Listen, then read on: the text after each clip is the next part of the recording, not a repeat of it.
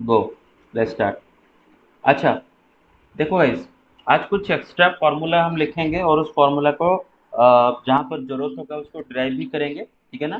Derivation आपके syllabus में नहीं है उन फार्मूलेस की, फिर भी आपको समझने के लिए मैं कर दूंगा, लेकिन उसका एप्लीकेशन आपको समझना है। क्लियर और नॉट? सिलेबस में डेरिवेशन नहीं है। फॉर एग्जाम्पल, पहला बात है बेटा, ये पहला बात है कि if A is invertible, if A is invertible, बेटा मानो ए एक इन्वर्टेबल स्क्वायर मैट्रिक्स है, मतलब उसका इन्वर्स एग्जिस्ट कर रहा है ना, मतलब वो नॉन सिंगुलर है, उसका determinant not equal to zero है, ठीक है ना। देन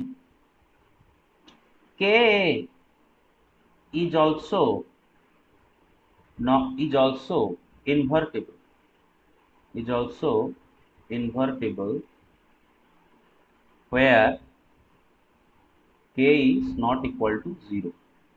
देखो बेटा, अगर ए खुद एक इन्वर्टेबल स्क्वायर मैट्रिक्स है तो उसके साथ हम अगर एक स्केलर मल्टीप्लाई करते हैं, ठीक है ना, अगर उसके साथ एक स्केलर मल्टीप्लाई करते हैं और नॉन जीरो स्केलर, जो स्केलर आप मल्टीप्लाई करोगे वो जीरो नहीं होना चाहिए, नॉन जीरो स्केलर अगर उसके साथ मल्टीप्लाई करते हैं तो जो मैट्रिक्स मिलेगा वो भी इन्वर्टिबल होगा। मेरा बात समझ रहे हो? अगर ए खुद इन्वर्टिबल है तो अगर ए के साथ एक नॉन जीरो स्केलर मल्टीप्लाई करेंगे तो वो भी इन्वर्टिबल होगा।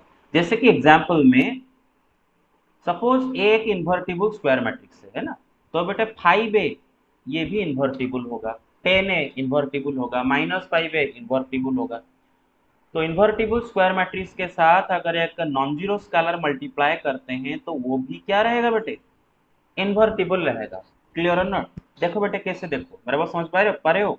देखो कैसे, देखो बेटे, देखो, if A is invertible, if A is invertible,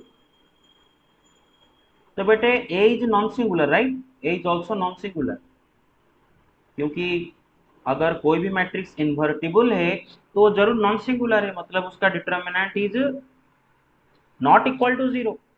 clear और नॉट? अच्छा बेटा, के का डिटर्मिनेंट कैलकुलेट करते हैं। किसका डिटर्मिनेंट कैलकुलेट करेंगे? के का determinant. Where let K is not equal to zero. बेटा एक नॉन जीरो नंबर के है ना, के एक नॉन जीरो नंबर, ध्यान रखा करो, के is a non zero number, ठीक है। के का डिटर्मिनेंट, बेटा फॉर्मूला पढ़े हैं हम, याद होना चाहिए फॉर्मूला। के का डिटर्मिनेंट क्या होता है बेटा? K to the power N into determinant of A. याद है ना फॉर्मूला? के ए का yes sir. Determinant is equal to K to the power N into determinant of A, where N is what? N is order of matrix से। But याद रख लो दोबारा, K का determinant अगर भूल गए हो तो याद रख लो दोबारा, के का determinant is equal to K to the power N into determinant of A. Clear और नॉट? अच्छा, तो बेटे देखो, के तो हमारा जीरो नहीं है ना, K is a non zero number, K तो जीरो नहीं है, तो non zero number to the power N ये भी जीरो नहीं होगा, है ना, this is also not equal to zero. बेटा अगर के जीरो नहीं है तो के टू दी पावर एन भी तो जीरो नहीं होगा ना, मेरा बात समझ रहे हो कि नहीं? वो भी तो जीरो नहीं होगा। अच्छा, हमारा यहाँ पर ए इन्वर्टिबल है, मतलब ए नॉन सिंगुलर है, मतलब ए का डिटर्मिनेंट भी जीरो नहीं है। तो बट ये दोनों में से कोई भी जीरो नहीं है, मतलब के टू दी पावर एन भी जीरो नहीं है यहाँ पर, डिटर्मिनेंट ऑफ ए भी यहाँ पर जीरो नहीं है ना। दोनों के दोनों नंबर नॉन जीरो है, तो दो नॉन जीरो नंबर को अगर मल्टीप्लाई करोगे तो अब मिलेगा जो वो भी तो नॉन जीरो होगा। मेरे बात समझ रहे हो? अरे समझ पाए? हाँ, यस सर। समझ रहे हो ना? के आपका यहाँ पर नॉन जीरो नंबर है। अब एक नॉन जीरो नंबर का जब पावर लोगे, क्या वो जीरो आएगा कभी क्या? ऑर्डर मैट्रिक्स एन, एन क्या है नो बेटा? सर मैट्रिक्स तो। का ऑर्डर है ना, एन क्या है बेटा? मैट्रिक्स का ऑर्डर है, मतलब एन एक नेचुरल नंबर है ना, मैट्रिक्स का ऑर्डर एक नेचुरल नंबर होता है। तो एन का वैल्यू क्या क्या हो सकता है? 1 2 3 4, depending on the order of the matrix. अगर मैट्रिक्स का ऑर्डर 2 by 2 है तो एन का वैल्यू 2 है, अगर मैट्रिक्स का ऑर्डर 3 by 3 है तो एन का वैल्यू 3 है। तो मतलब ये एन 1 2 3 4 ऐसे करके नंबर्स हैं, नेचुरल नंबर्स हैं, और के जीरो नहीं है। तो बेटे नॉन जीरो नंबर का पावर अगर नेचुरल नंबर लोगे, आंसर कभी जीरो आएगा क्या? कभी नहीं आएगा। तो बेटे ये नंबर जीरो नहीं है, ये नंबर भी यहाँ पर जीरो नहीं है, दोनों नंबर जीरो नहीं है तो दोनों को मल्टीप्लाई करेंगे वो भी जीरो नहीं आएगा। ये प्रूफ एग्जाम में नहीं आएगा, खाली समझने के लिए। तो बेटे इससे पता चल गया कि अगर मेरा मैट्रिक्स ए खुद इन्वर्टिबल है तो उसके साथ अगर एक नॉन जीरो स्केलर में मल्टीप्लाई करूं वो भी इन्वर्टिबल आ जाएगा। नॉन जीरो स्केलर की बात क्यों कर रहा हूं, क्योंकि बेटा अगर उसके साथ जीरो मल्टीप्लाई करोगे तो बात कुछ और हो जाएगा। मानो ए आपका इन्वर्टिबल है, अगर उसके साथ बेटे स्केलर जीरो आप मल्टीप्लाई करो ना बेटे, कोई भी मैट्रिक्स के साथ जब स्केलर जीरो मल्टीप्लाई करोगे तो आप दिमाग में सोच लो आपको मिलेगा नॉल मैट्रिक्स। क्या मिलेगा आपको? Knoll matrix. क्योंकि उसके अंदर जाके स्केलर मल्टीप्लिकेशन कैसे किया जाता है ना, स्केलर को लेके मैट्रिक्स के अंदर सारे एलिमेंट मल्टीप्लाई कर दिया जाता है। अब ये मैट्रिक्स ए के अंदर जो भी एलिमेंट है सब में जब जीरो मल्टीप्लाई कर दोगे सब जीरो हो जाएंगे। तो जीरो को कोई भी मैट्रिक्स में मल्टीप्लाई करोगे तो आंसर आएगा नॉल मैट्रिक्स। अभी नॉल मैट्रिक्स का डिटरमिनेंट क्या होता है बेटा? जीरो मैट्रिक्स का डिटरमिनेंट जीरो। कोई भी नॉल मैट्रिक्स का determinant yes calculate sir, zero. Zero. अच्छा चेक करो ना बेटे, एक 3 by 3 का नॉल मैट्रिक्स, सारे एलिमेंट ही जीरो है सर। चारों एलिमेंट ही तो जीरो है ना। और हमें पता है कि डिटर्मिनेंट का कोई भी एक रो या फिर कोई भी एक कॉलम के अगर सारे एलिमेंट जीरो हो जाते हैं तो डिटर्मिनेंट खुद जीरो हो जाता है। तो इसका तो वैसे करके तीनों के तीनों रो के सारे एलिमेंट जीरो, तो कोई भी एक रो के अगर सारे एलिमेंट जीरो तो डिटर्मिनेंट जीरो। किसी भी स्क्वायर नॉल मैट्रिक्स का डिटर्मिनेंट जीरो, किसी भी स्क्वायर नॉल मैट्रिक्स का डिटर्मिनेंट जीरो। तो इसका मतलब अगर मैं, मेरा जो ए है भले ही वो इन्वर्टिबल हो, लेकिन अगर उसके साथ में जीरो नाम का स्केलर मल्टीप्लाई करूंगा तो जो मिलेगा वो तो नॉल मैट्रिक्स मिलेगा। एंड नॉल मैट्रिक्स तो इन्वर्टिबल होगा नहीं। क्यों नॉल मैट्रिक्स इन्वर्टिबल नहीं होगा, कौन बताएगा? क्योंकि तो स्क्वायर, सर वो क्योंकि वो नॉन सिंगुलर नहीं है। हाँ क्योंकि नॉन, है ना, नॉल स्क्वायर मैट्रिक्स का डिटर्मिनेंट जीरो आ जाता है, इसका मतलब नॉल स्क्वायर मैट्रिक्स का इन्वर्स एग्जिस्ट नहीं करता है। ठीक है ना? तो इसका मतलब अगर मेरा ए इन्वर्टिबल है तो उसके साथ कोई भी नॉन जीरो स्केलर आप मल्टीप्लाई कर दो, that will also be invertible. अब उसका एक फॉर्मूला भी लिखने वाले हैं बेटा। देखो ये एक्सप्लेनेशन आपके एग्जाम में नहीं आने वाला, समझने के लिए बोला बोला आपको, खाली समझने के लिए। This explanation is not for exam, this is not for exam, explanation is not for exam. समझ जाओगे ना, explanation is not for exam. तो बस आप खाली याद रखो। अच्छा, एक फॉर्मूला उससे हम निकालेंगे, और अब फॉर्मूला है बेटे के ए का inverse is equal to 1/k into A inverse, where k is not equal to 0 and A is invertible. A is invertible. तो बोल रहा है कि मानो एक k एक नॉन जीरो स्केलर है, k एक नॉन जीरो स्केलर है और ए खुद इन्वर्टिबल है। बेटा अगर ए इन्वर्टिबल होगा तो उसके साथ अगर एक non zero scalar k multiply करोगे तो k ए भी इन्वर्टिबल होगा, जो कि अभी पढ़ के आए हैं। तो k इन्वर्टिबल अभी है तो k का inverse is also equal to 1/k into inverse of a। मेरे बात समझ रही हो? सिंपल भाषा में अगर बोलूं, सिंपल भाषा में अगर बोलूं, एक एग्जांपल दूं, लेट a इज इन्वर्टिबल। मानो एक इन्वर्टिबल मैट्रिक्स है, ठीक है ना? तो ए इन्वर्टिबल है मतलब उसके साथ अगर मैं एक नॉन जीरो स्केलर मानो 5 मल्टीप्लाई करूं तो भी तो इन्वर्टिबल होगा। अभी पढ़े हैं, इन्वर्टिबल मैट्रिक्स के साथ नॉन जीरो स्केलर मल्टीप्लाई कर दो तो वो भी इन्वर्टिबल ही रहेगा। तो 5 ए भी इन्वर्टिबल। तो 5 ए का मानो मुझे इन्वर्स निकालना है, और मुझे मानो ए का इन्वर्स पता है, मुझे ए का इन्वर्स पता है और 5 ए का इन्वर्स मुझे निकालना है। तो मुझे 5 ए का इन्वर्स सेपरेटली निकालना नहीं पड़ेगा। Simply I will do what, 1/5 into inverse of A. मतलब ए का इनवर्स जो मैट्रिक्स मुझे पता है उसके साथ स्केलर 1/5 मल्टीप्लाई कर दूंगा। मेरे बात समझ रही हो? बहुत इजी है, इसको याद रखना। के का inverse is equal to 1/k into A का इनवर्स। अरे गॉट इट? अच्छा, यस सर। अब देखो बेटे ये कैसे आया, ये कैसे आया, और इसका एक्सप्लेनेशन भी एग्जाम के लिए नहीं है, लेकिन देख लेते ये आया कैसे। अच्छा, मुझे एक बात बताओ, के का inverse is equal to 1/k into inverse of A मुझे निकालना है ना। 1/k into inverse of A, ये मुझे प्रूव करना है। अच्छा एक बात बताओ, जरा एक काम करते हैं, के ए का जो इनवर्स है ना, के ए का जो इनवर्स है, मानो ओके, देखो के ए का इनवर्स मुझे दिखाना है कि 1/k इंटू ए इनवर्स है ना। अच्छा थोड़ी देर के लिए के ए के साथ आप जरा ये चीज मल्टीप्लाई करो, मेरे बात समझ रहे हो? थोड़ी देर के लिए के ए के साथ आप 1/k इंटू ए इनवर्स को जरा मल्टीप्लाई करो, ये दोनों मैट्रिक्स मल्टीप्लाई करो। ये दोनों मैट्रिक्स से आपको समझ में आ रहा है, ये दोनों मैट्रिक्स है, क्योंकि के एक स्केलर है और एक मैट्रिक्स के साथ स्केलर मल्टीप्लाई किए हुए एक मैट्रिक्स है, और ये भी एक मैट्रिक्स है क्योंकि 1/k एक स्केलर है, एंड ए इनवर्स एक मैट्रिक्स है, ये भी मैट्रिक्स है। तो ये दो मैट्रिक्स को मल्टीप्लाई कर रहे हैं। बेटे हमें स्केलर मल्टीप्लिकेशन का प्रॉपर्टी पता है, क्या प्रॉपर्टी है बेटे, कि मानो लैम्बडा 1 एक स्केलर है, लैम्बडा 2 एक स्केलर है, तो लैम्बडा 1 इंटू ए इंटू लैम्बडा 2 इंटू बी, मानो मैट्रिक्स ए के साथ लैम्बडा 1 स्केलर मल्टीप्लाई हुआ है, मैट्रिक्स बी के साथ लैम्बडा 2 स्केलर मल्टीप्लाई हुआ है, दिस इज द सेम आज आप ये दोनों स्केलर को बाहर मल्टीप्लाई कर दो, लैम्बडा 1 लैम्बडा 2, एंड डायरेक्ट उसको ए बी के साथ मल्टीप्लाई कर दो। मेरा बात समझ रहे हो?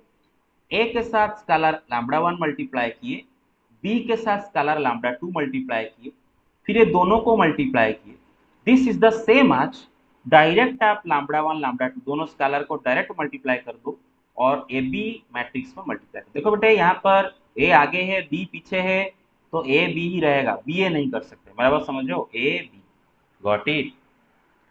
तो इस रूल के हिसाब से यहाँ पर बेटे देखो ये का स्केलर ए के साथ मल्टीप्लाई हुआ है, ये का स्केलर ए इनवर्स के साथ मल्टीप्लाई हुआ है, फिर ये दोनों मैट्रिक्स मल्टीप्लाई हुए हैं।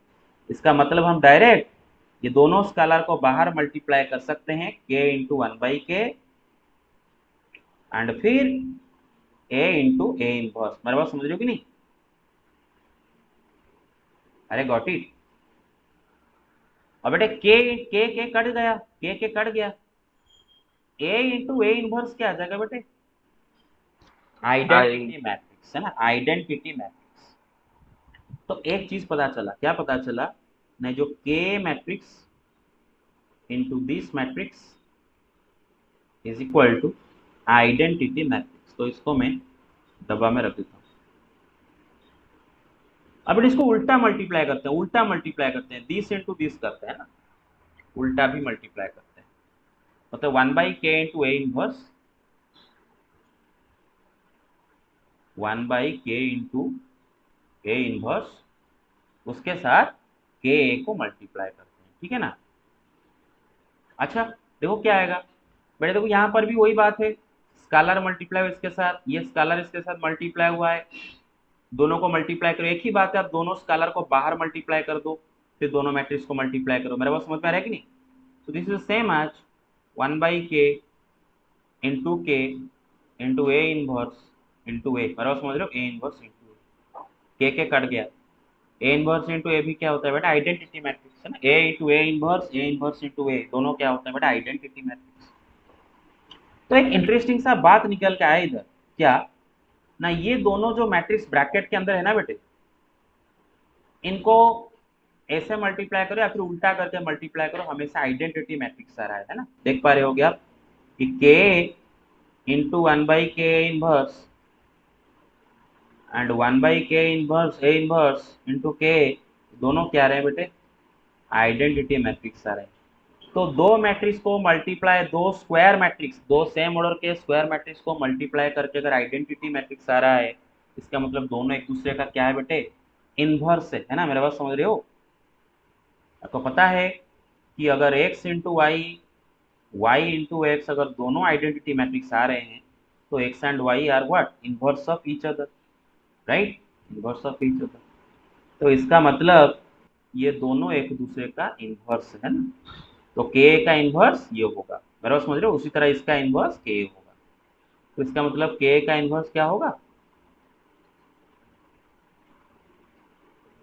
1/k into inverse. अरे मेरे बात समझ रहे हो? तो proof is not for exam, बराबर समझ रहे हो? Proof is Yes, sir.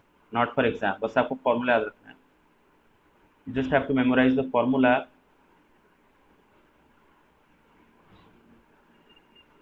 हाँ, ये फॉर्मूला के लिए के को नॉन जीरो होना जरूरी है, के, क्योंकि के अगर जीरो हो गया ना, ये चीज तो अनडिफाइंड हो जाएगा, मेरे पास समझ रहे हो, के का नॉन जीरो होना जरूरी है। और दूसरा बात, के अगर जीरो हो गया तो के भी इन्वर्टिबल नहीं होगा, तो के का इन्वर्स निकालना भी बेकार सा बात होगा। तो के खुद नॉन जीरो होना चाहिए एंड ए खुद एक इन्वर्टिबल स्क्वायर मैट्रिक्स होना चाहिए। So you have to memorise the formula, no need for this explanation. But जो प्रूफ आपके एनसीईआरटी में नहीं है, वो प्रूफ कदापि एग्जाम में नहीं आने वाला, कीप इन माइंड। अगर कोई प्रूफ एनसीईआरटी में नहीं है, बाहर की कोई किताब में है, तो एग्जाम में कभी नहीं आएगा, क्लियर है ना? तो आप किताब में जितने प्रूफ्स है उन सबको अच्छे से देखो। मेरे बात समझ में आ रहा है? अच्छा, ये गया, आगे चलें। Sure. ओके, अब देखो बेटे, ये चीज ऑलरेडी हम पढ़ चुके हैं, ये चीज ऑलरेडी हम पढ़ चुके हैं, बस उसको खाली दोबारा बोल देता हूं बेटे। आपको पता है कि अगर ए बी दो सेम ऑर्डर के, let A and B two square matrices of the same order,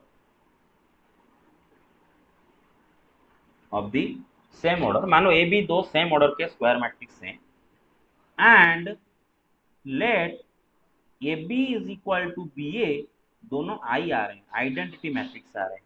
अगर ए बी दो सेम ऑर्डर के स्क्वायर मैट्रिक्स है, मतलब ए बी दोनों के दोनों 3/3 या फिर दोनों के दोनों 2/2 के स्क्वायर मैट्रिक्स है, एंड अब ए बी किए बी ए किए, दोनों आया आइडेंटिटी मैट्रिक्स, तो हम क्या बोलते हैं बेटे? देन हम क्या, व्हाट डू वी से?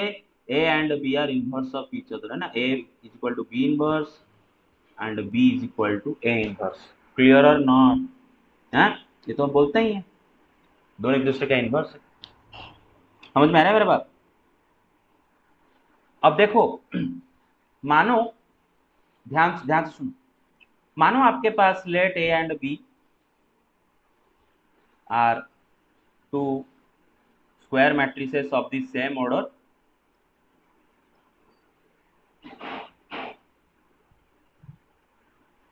मानो ए बी दो सेम ऑर्डर के स्क्वायर मैट्रिक्स थे, तो अगर A B and B A दोनों अगर आइडेंटिटी मैट्रिक्स आते हैं, तो हम बोलते हैं and B are inverse of each other. अच्छा बेटे, मानो हम ए बी कैलकुलेट किए, क्या कैलकुलेट किए बेटे? ए बी मानो कैलकुलेट किए, ए बी कैलकुलेट किए, ए एंड बी मैट्रिक्स को मल्टीप्लाई किए, ए बी किए, और आया मेरा आइडेंटिटी मैट्रिक्स। क्या आया मेरा? Identity matrix. दोबारा सुन लो, ए बी दो सेम ऑर्डर के स्क्वायर मैट्रिक्स, और मैंने ए बी निकाला और आया आइडेंटिटी मैट्रिक्स।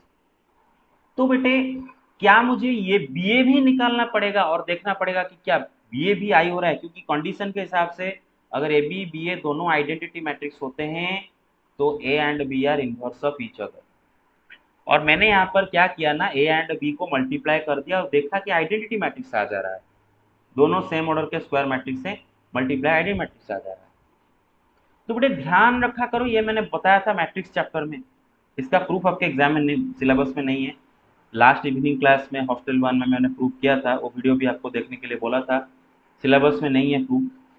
तो बेटा अगर ए बी अगर आइडेंटिटी मैट्रिक्स आ गया ना बेटे, तो ऑटोमेटिकली बी ए भी आइडेंटिटी मैट्रिक्स आ जाएगा, तो आपको प्रूफ भी नहीं करना पड़ेगा। मेरी बात समझ रहे हो? ऑटोमेटिकली बी ए भी आइडेंटिटी मैट्रिक्स ही आ जाएगा। दोबारा बोलता हूँ, अगर बेटे ए बी दोनों सेम ऑर्डर के स्क्वायर मैट्रिक्स है, और आप ए बी को मल्टीप्लाई किए और देखे कि आइडेंटिटी मैट्रिक्स आ गया, तो आपको चेक करने की जरूरत नहीं, ऑटोमेटिकली बी ए भी एक आइडेंटिटी मैट्रिक्स ही आ जाएगा।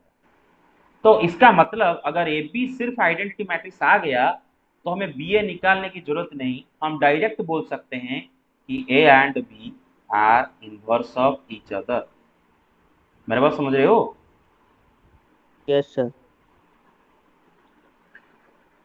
अगर ए बी दो सेम ऑर्डर के स्क्वायर मैट्रिक्स हैं, एंड ए बी अगर आइडेंटिटी मैट्रिक्स आ गया, if A B is equal to identity matrix, then automatically B A भी आइडेंटिटी मैट्रिक्स आ जाएगा। उसी तरह आप अगर बी ए देखे आइडेंटिटी मैट्रिक्स आ गया, तो ऑटोमेटिकली ए बी भी आइडेंटिटी मैट्रिक्स आ जाएगा, provided that both are square matrices of the same order.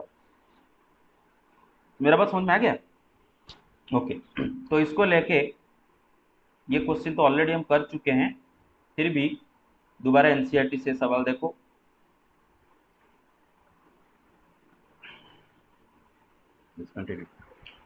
Okay ठीक, चलो। हाँ बेटे देखो सवाल दे रखा है एग्जाम्पल 33। बेटे बोला है कि यूजिंग द प्रोडक्ट दिस, बेटे ये प्रोडक्ट को इस्तेमाल करके हमें सिस्टम ऑफ इक्वेशन सॉल्व करना है। ये दोनों मैट्रिक्स के मल्टीप्लिकेशन का मदद लेके हमें इस सिस्टम का सॉल्यूशन निकालना है। बहुत ही सिंपल सा सवाल है बेटे, एक पर्टिकुलर काइंड ऑफ सवाल है। ये सवाल आएगा तो आप पहचान लोगे कि इस सवाल में यही होने वाला है। ये पर्टिकुलर सवाल अगर आता है, ऐसे ही सवाल आएगा तो आप समझ लो कि यही होने वाला है। तो क्या देखो बेटे, ये जो दोनों मैट्रिक्स आपको दिए गए होंगे बेटे, देखोगे हमेशा इन दोनों में से कोई एक आपका सिस्टम का कोफिशिएंट मैट्रिक्स जरूर दिया गया होगा, जरूर दिया गया होगा। ये जो दोनों मैट्रिक्स का मल्टीप्लिकेशन का मदद लेने के लिए आपको बोला जा रहा है, ये दोनों मैट्रिक्स में से एक मैट्रिक्स जरूर आपका कोफिशिएंट मैट्रिक्स है। और आप चेक कर लो, पहला वाला को जरा देखो बेटा। पहला तो इस सिस्टम का कोफिशिएंट मैट्रिक्स क्या बनेगा, 1 -1 2 है ना, 1 -1 2। सेकंड इक्वेशन में x का कोफिशिएंट 0, तो 0 2 -3, 0 2 -3। थर्ड इक्वेशन में बेटे x का कोफिशिएंट 3, 3 -2 4। तो आप देख सकते हो बेटे, ये कोई कोइंसिडेंस नहीं है। ऐसा सवाल हमेशा दोनों में से एक आपका कोफिशिएंट मैट्रिक्स जरूर दिया गया होगा, तो ये आपका कोफिशिएंट मैट्रिक्स है। ध्यान में आ रहा है? अब बेटे सिस्टम को सॉल्व करने के लिए आपका स्टेप्स क्या होते हैं। पहले तो आप लिखते हो कि कोफिशिएंट मैट्रिक्स को हम ए बोलते हैं, वेरिएबल मैट्रिक्स को एक्स बोलते हैं, is equal to constant matrix को बी बोलते हैं। फिर उसके बाद हम क्या करते हैं बेटे, ना कोफिशिएंट मैट्रिक्स ए का डिटर्मिनेंट कैलकुलेट करते हैं। अगर डिटर्मिनेंट इक्वल टू 0 आया तो बेटे यूनिक सॉल्यूशन एग्जिस्ट नहीं करेगा, मतलब ए इनवर्स एग्जिस्ट नहीं करेगा। उसके बाद जो होगा आपके सिलेबस में नहीं है, मतलब नो सॉल्यूशन या फिर इन्फाइनाइटली मेनी सॉल्यूशन आएगा। लेकिन अगर determinant of A not equal to 0 है, जो कि आपके सिलेबस में है,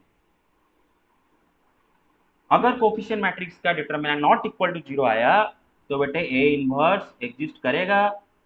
एंड उसके बाद आप x लिखोगे सीधा, पूरा याद रख लो बेटे दिमाग में, x is equal to A inverse B, है ना, x is equal to A inverse B. तो आपको कोफिशिएंट मैट्रिक्स का इनवर्स उसके लिए निकालना पड़ेगा। निकाल के उसको कांस्टेंट मैट्रिक्स बी के साथ मल्टीप्लाई करोगे, फिर आपको एक्स मैट्रिक्स मिलेगा, और यही एक्स मैट्रिक्स से ही आपको आपका यूनिक सॉल्यूशन मिल जाएगा। यही तो करते थे, है ना। अच्छा, तो यहाँ पर कुछ नया क्या होने वाला है जरा देखते हैं। यहाँ पर नया कुछ नहीं होने वाला है, बल्कि आप अभी देख पाओगे। फिलहाल बेटा उसने बोला है कि ये दोनों मैट्रिक्स का मल्टीप्लिकेशन का इस्तेमाल करना है, तो पहले दोनों को मल्टीप्लाई करते हैं ना।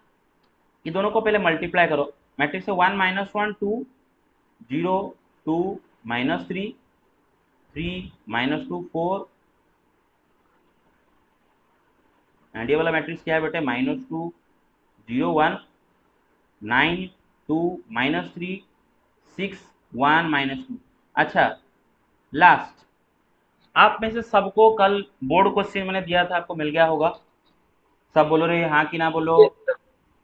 ओके, यस खोल के देखे, हाँ कि ना बोलो, खोल के देखे।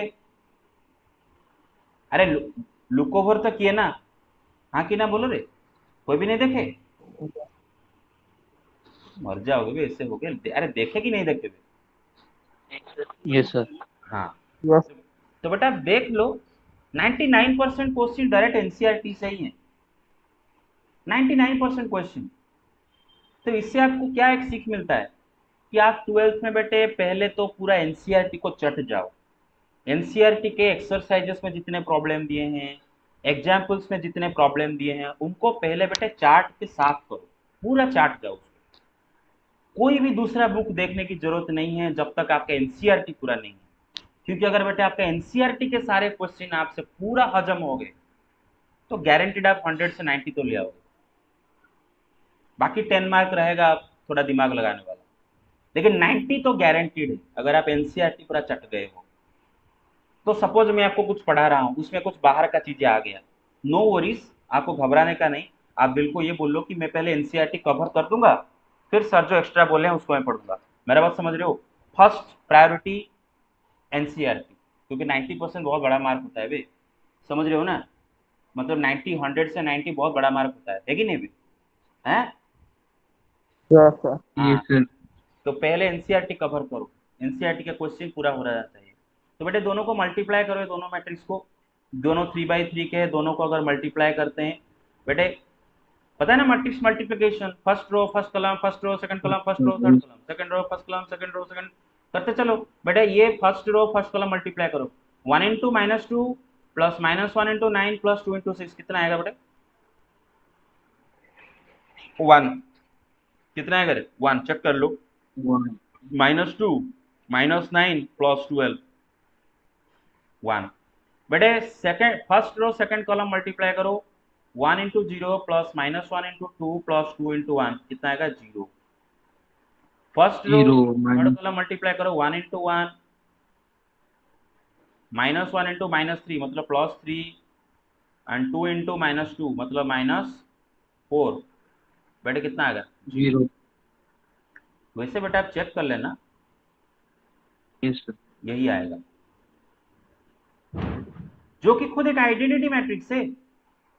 And this is not a coincidence, ये कोई कोइंसिडेंस नहीं है कि आपने इन दोनों को मल्टीप्लाई कर दिया और आइडेंटिटी मैट्रिक्स आ गया, नहीं, this is not a coincidence. ये बोला ऐसा सवाल आएगा तो ये दोनों को मल्टीप्लाई करके आइडेंटिटी मैट्रिक्स या फिर आइडेंटिटी मैट्रिक्स के साथ कोई स्केलर मल्टीप्लाई होकर आ रहा होगा।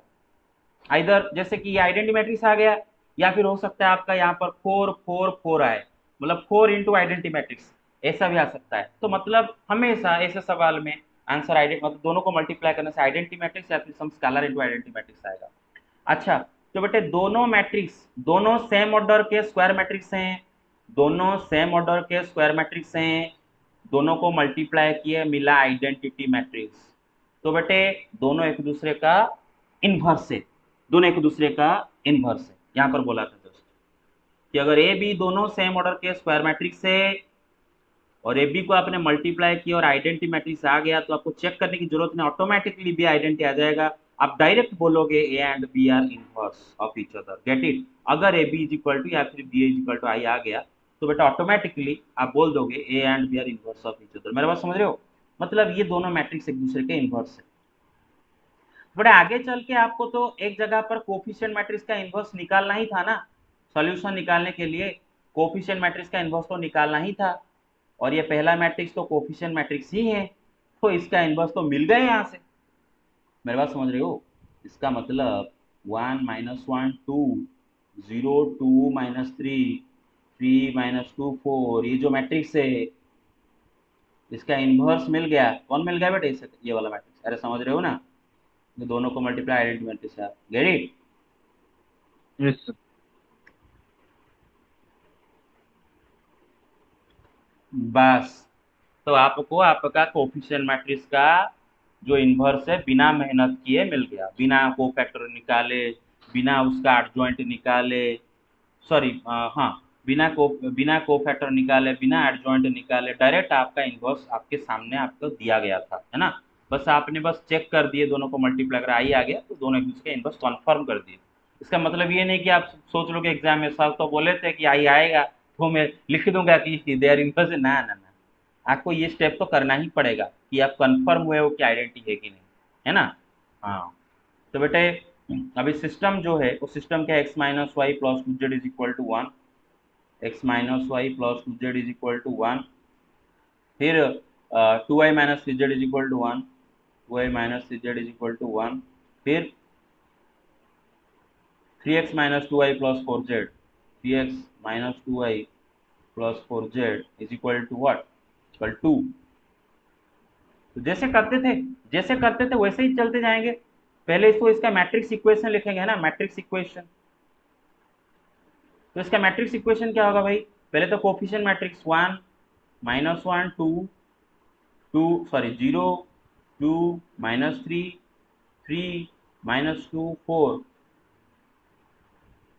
Into variable matrix X Y Z is equal to constant matrix. अरे याद है ना 1 1 2, ऐसे तो करते यस थे सर। भाई।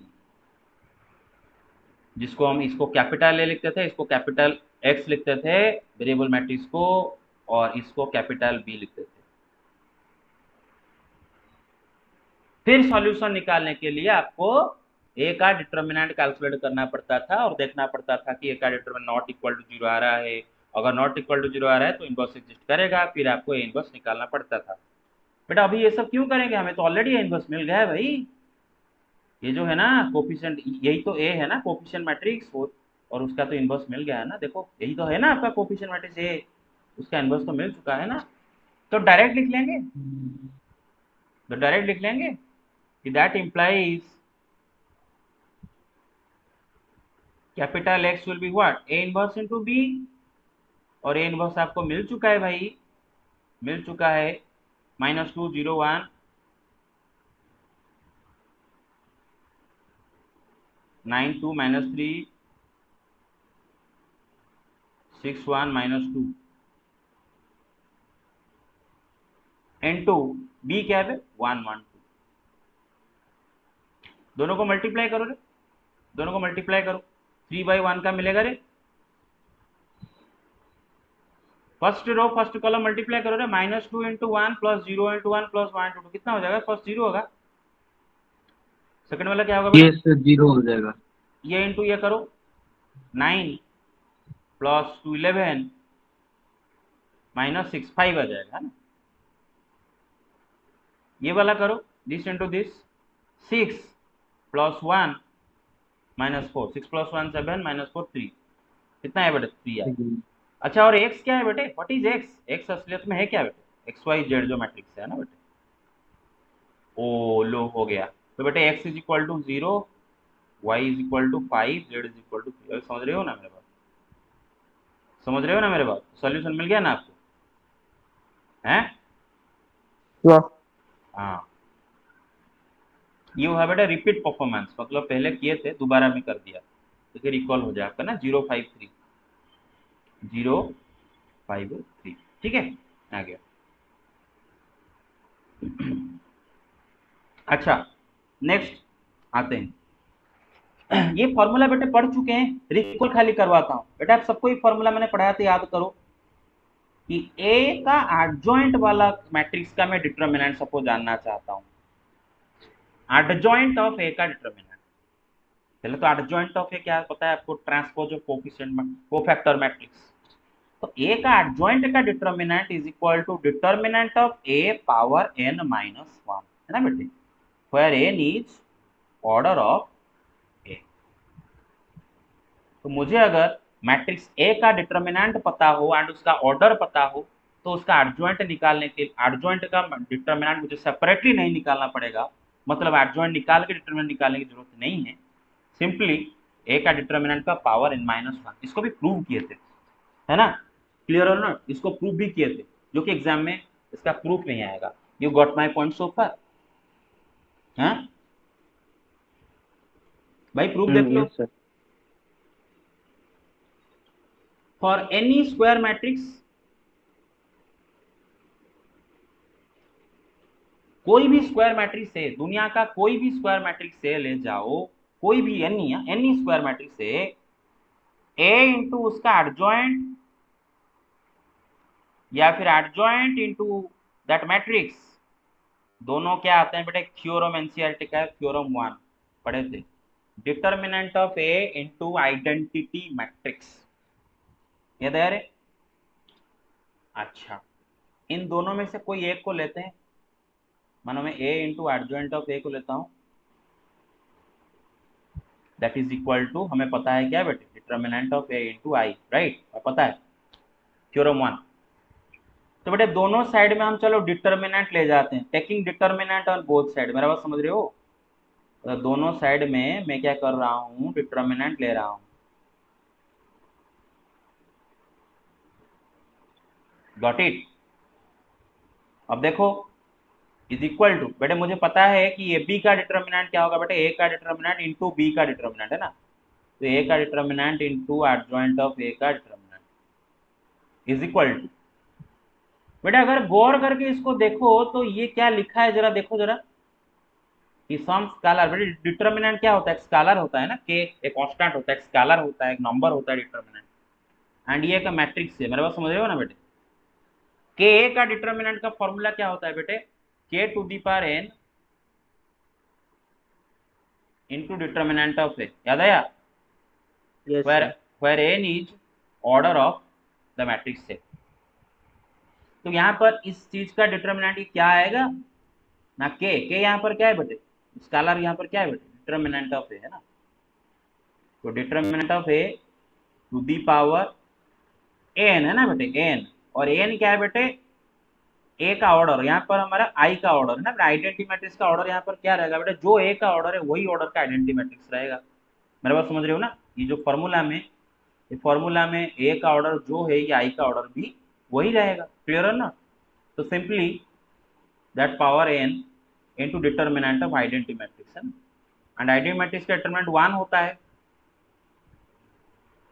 तो सिंपली एक, अच्छा, तो बड़ा determinant of A into determinant of adjoint of A ये आया, तो एडजॉइंट ऑफ ए का डिटर्मिनेंट क्या आएगा, इसको लेके इससे डिवाइड कर दो,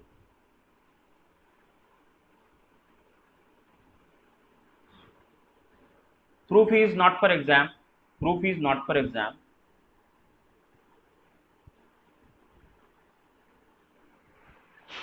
बस समझ लो कॉन्सेप्ट है ना, एडजॉइंट ऑफ ए का determinant is equal to determinant of A power n minus 1। अच्छा, पढ़े थे इसको, रिपीट कर दिया। अच्छा, मैं अभी निकालने जा रहा हूं एडजॉइंट ऑफ ए का डिटर्मिनेंट, मतलब क्या है बेटे ना, एक स्क्वायर मैट्रिक्स है उसका एडजॉइंट एंड अगेन उसका एडजॉइंट, मतलब ए का एडजॉइंट जो निकला, जो ए का एडजॉइंट जो मैट्रिक्स निकलेगा उसका दोबारा एडजॉइंट निकाल रहे हैं और फिर डिटर्मिनेंट कैलकुलेट कर रहे हैं। और ये क्या हो, ये देखते हैं, देखो बेटे इसका आंसर हम डायरेक्टली यहां से कैसे निकाल सकते हैं। देखो बेटे हमें तो पता है ना, हमें तो पता है कि एडजॉइंट इनटू, अच्छा थोड़ी देर के लिए लेट्स से एडजॉइंट ऑफ ए को थोड़ी देर के लिए मैं कैपिटल एक्स बोल देता हूँ, ठीक है, मेरे बात समझ रहे हो, थोड़ी देर के लिए एडजॉइंट ऑफ एक स्क्वायर मैट्रिक्स होगा ना बेटे, एक स्क्वायर मैट्रिक्स है तो उसका एडजॉइंट एक मैट्रिक्स होगा, तो उसको मैं थोड़ी देर के लिए कैपिटल एक्स बोल देता हूँ। और ये बात तो सही है कि मैट्रिक्स का ऑर्डर जो होगा उसका एडजॉइंट वाला जो मैट्रिक्स क्रिएट होगा उसका भी ऑर्डर वही होगा, ये तो सही पता है आपको, राइट। अरे जितने सारे मैट्रिक्स आपके मैट्रिक्स का एडजॉइंट आप निकाल रहे थे, एक 3/3 का जब एडजॉइंट निकाल रहे थे वो भी 3/3 आ रहा था कि नहीं, 2/2 का एडजॉइंट वो भी 2/2 आ रहा था कि नहीं, तो मैट्रिक्स का डिटरमिनेंट ऑर्डर जो है उसका एडजॉइंट का भी ऑर्डर तो वही रहेगा, है ना बेटे। तो थोड़ी देर के लिए मैं एडजॉइंट ऑफ ए को एक्स बोल देता हूँ, एंड ऑब्वियसली ए का जो ऑर्डर है उसका एडजॉइंट मानो एक्स का ऑर्डर भी वही रहेगा, क्लियर और ना। अच्छा, तो बेटे ये अभी क्या हो गया, एडजॉइंट ऑफ एक्स, मेरे बात समझ रहे हो ना, का डिटर्मिनेंट, अरे मेरे बात समझ रहे हो, क्योंकि मैंने एडजॉइंट ऑफ ए की जगह क्या लिख Yeah. लिया, थोड़ी देर के लिए एक्स लिख लिया। अच्छा बेटे एडजॉइंट ऑफ एक्स का डिटर्मिनेंट होगा क्या, अभी तो पढ़ के आया था ना, determinant of X power n minus 1, अभी तो पढ़ के आया था ना बेटे, एडजॉइंट ऑफ ए का determinant is equal to determinant of A power n minus 1। तो यहाँ पर एडजॉइंट ऑफ एक्स का डिटर्मिनेंट क्या हो, determinant of X power n minus 1, अच्छा इज इक्वल टू, बेटा अभी मैं डिटर्मिनेंट ऑफ एक्स का जगह भी पुट कर देता हूँ, ठीक है, एडजॉइंट ऑफ एक्स की जगह पुट कर देता हूँ, ठीक है ना, एक्स की जगह एडजॉइंट ऑफ पुट कर दिया, पावर n माइनस 1, मेरे बात समझ रहे हो, एक्स की जगह मैंने एडजॉइंट ऑफ ए पुट कर दिया, उसका पावर n माइनस 1। अच्छा बेटे ये जो बेस है, ये बेस है और ये पावर है ना, ये जो बेस है जो कि डिटर्मिनेंट ऑफ एडजॉइंट ऑफ ए, वो खुद क्या है भाई, वो तो खुद डिटर्मिनेंट ऑफ ए पर n माइनस 1 है ना बेटे, बेस तो खुद डिटर्मिनेंट ऑफ ए पर n माइनस 1 है भाई, एंड उसका पावर क्या है n माइनस 1। अरे समझ रहे हो मेरा बात, hello everybody, get it. Yes, sir. अच्छा तो भाई x to the power m to the power n क्या होता है, x to the power mn, तो डिटर्मिनेंट ऑफ ए का पावर n-1 फिर उसका पावर और एक बार n-1 क्या होगा बेटे n-1 इंटू n-1 मल्टीप्लाई हो जाएगा पावर, हाँ पावर दोनों मल्टीप्लाई, समझ में आ रहा है ना। तो क्या होगा भाई n-1 का स्क्वायर। अरे मेरे बात समझ रहे हो, क्लियर और नॉट, हेलो, हाँ Yes, sir. Determinant Yes. Of A का पावर n-1 का होल स्क्वायर। अच्छा, तो इसको लेके सपोज एक सवाल आता है और ये सवाल कब करना चाहते हैं, मानो बोलता है कि let order of A is 3, मानो ए 3/3 का मैट्रिक्स है एंड सपोज ए का डिटर्मिनेंट आपको 5 गिवन है और बोला है कि B2 में बोला है find determinant of adjoint of A. तो बड़े आराम से निकाल दोगे बेटा डिटर्मिनेंट ऑफ ए का पावर n-1, मतलब डिटर्मिनेंट ऑफ ए कितना 5 टू दी पावर n कितना 3, 3 - 1 कितना 2 है ना। अरे समझ रहे हो ना 25। अच्छा एडजॉइंट ऑफ ए का डिटर्मिनेंट पूछा, मेरा बात समझ रहे हो, हाँ तो फॉर्मूला याद करो, फॉर्मूला क्या अभी पढ़े बेटे, एडजॉइंट ऑफ ए का डिटर्मिनेंट क्या होगा, डिटर्मिनेंट ऑफ ए का पावर n-1 का स्क्वायर, मेरे बात समझ रहे हो ना। खाली एडजॉइंट ऑफ ए का डिटर्मिनेंट क्या हो रहा था बेटे, डिटर्मिनेंट ऑफ ए का पावर n-1, लेकिन एडजॉइंट ऑफ ए का डिटर्मिनेंट क्या हो जाएगा बेटे, डिटर्मिनेंट ऑफ ए का पावर n-1 ना होके n-1 का स्क्वायर, मेरे बात समझ रहे हो। हाँ तो लगाओ डिटर्मिनेंट ऑफ ए जब 5 लगाओ, फिर ये n का जगह 3 पुट करो तो क्या हो जाएगा 3 - 1 उसका स्क्वायर है ना बेटे, मतलब 5 टू दी पावर बेटे 3 - 1 कितना 2, 2 का स्क्वायर कितना 4, 5 टू दी पावर 4, मेरे बात समझ रहे हो 5 टू दी पावर 4। फिर समझ में नहीं आया, आया समझ में। Yes, sir. अच्छा सपोज आप ये फॉर्मूला आपके दिमाग से निकल गया एग्जाम से, तो इसको और कैसे कर सकते हो, दिमाग से सब कुछ निकल गया, तो बेटा देखो एडजॉइंट ऑफ ए का डिटर्मिनेंट आपको निकालना है बेटे। थोड़ी देर के लिए इसको दिमाग में x पकड़ लो, इसको x पकड़ लो, ठीक है ना, x मानो x लिखा है, एडजॉइंट ऑफ x का डिटर्मिनेंट क्या होगा, x का डिटर्मिनेंट का पावर n-1 है ना भाई।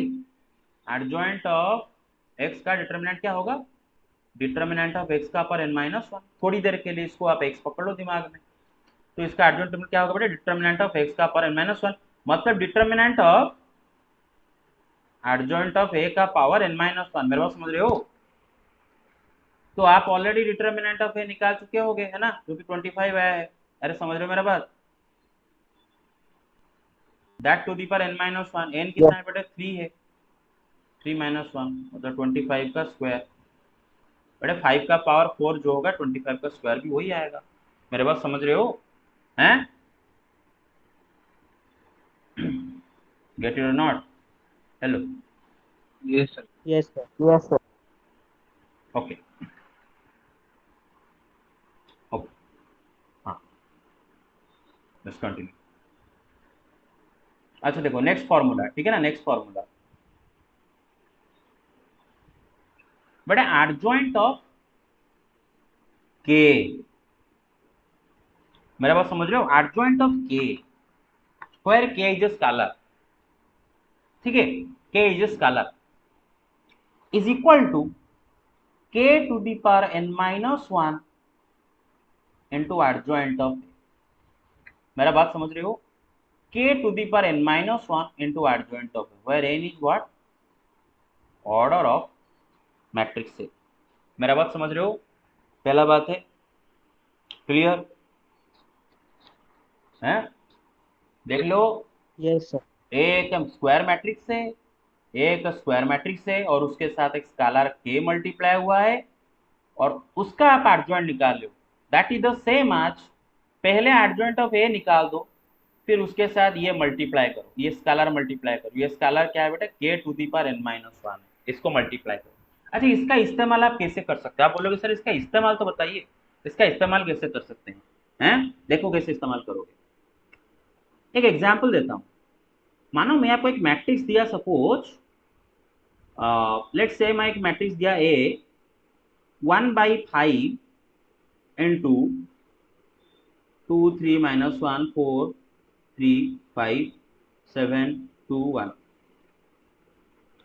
और मैं आपको पूछा कि बेटे मुझे ये मैट्रिक्स का एडजॉइंट निकाल के बताओ, मतलब एडजॉइंट ऑफ ये मैट्रिक्स है ना बेटे, मेरे बात समझ रहे हो?